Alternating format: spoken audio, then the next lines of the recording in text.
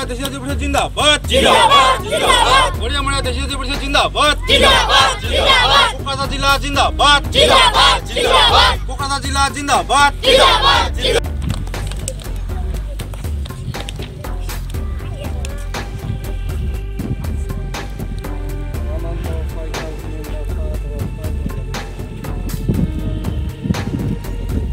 কেন্দ্ৰীয় প্ৰতিষ্ঠা দিৱস সদৌ গড়িয়ামাৰা দেশীয় জাতীয় পৰিষদৰ 2006 চনৰ আজিৰ দিনটো অৰ্থাৎ 4 ফেব্ৰুৱাৰী তাৰিখে এই বৰপেটা জিলাৰ পৰাই আমাৰ এই সংগ্ৰাম আৰম্ভ হৈছিল। সেই হিচাপে আমি প্ৰতি বছৰে আমি সেই তাৰিখ 4 ফেব্ৰুৱাৰী তাৰিখে আমি প্ৰতিষ্ঠা দিৱস পালন কৰি আহিছোঁ।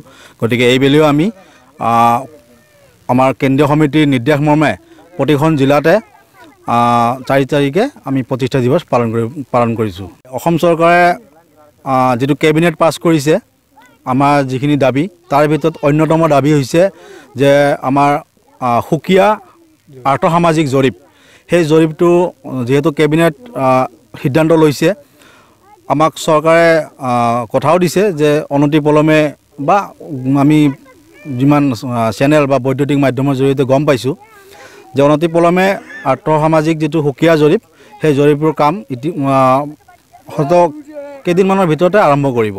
আজি মই নথৈ আনন্দিত যে আজি কোকৰাঝাৰ জিলা গড়িয়ামৰীয়া দেশী জাতীয় পৰিষদৰ আজি যি আমাৰ প্ৰতিষ্ঠা দিৱস আমাৰ মোৰ নিজা গৃহভূমি বা গাঁও শিঙিমাৰী গাঁৱত আজি প্ৰতিষ্ঠা দিৱস উদযাপন হ'ল। তাত মোক আমন্ত্ৰণ মৰ্মে মোৰ ভাতৃপ্ৰতিম ৰুস্তম আলী ডাঙৰীয়া লগতে মতিনুৰ ৰহমান ডাঙৰীয়া মোক নিমন্ত্ৰণ কৰি আনাৰ কাৰণে আমি সদৌ কোচ ৰাজবংশী ছাত্ৰ সন্থাৰ ফালৰ পৰা বহুত বহুত ধন্যবাদ জ্ঞাপন কৰিছোঁ। আৰু অনাগত দিনত আমি একৰ হাত ধৰি যাতে আমি ভাতৃত্ব ভাৱেৰে যাতে আমি আমাৰ যিখিনি আমাৰ ন্যায্য প্ৰাপ্তিৰ দাবী চৰকাৰৰ পৰা যাতে আমি আদায় কৰিব পাৰোঁ এইখিনি মই কামনা কৰিলোঁ। আৰু মই এইখিনিতে এটা আপোনাৰ সকলৰ জ্ঞাতাৰ্থে জনাব খোজোঁ যে আমাৰ যেতিয়া নতুন দিল্লীত যেতিয়া আমাৰ ধৰ্ণা কাৰ্যসূচী আছিলে তেতিয়া গড়িয়ামৰীয়া দেশী জাতীয় পৰিষদৰ আমাৰ কেন্দ্ৰীয় সভাপতি শাহনৱাজ হুছেইন ডাঙৰীয়া আমাৰ লগত সংগ দিছিলে।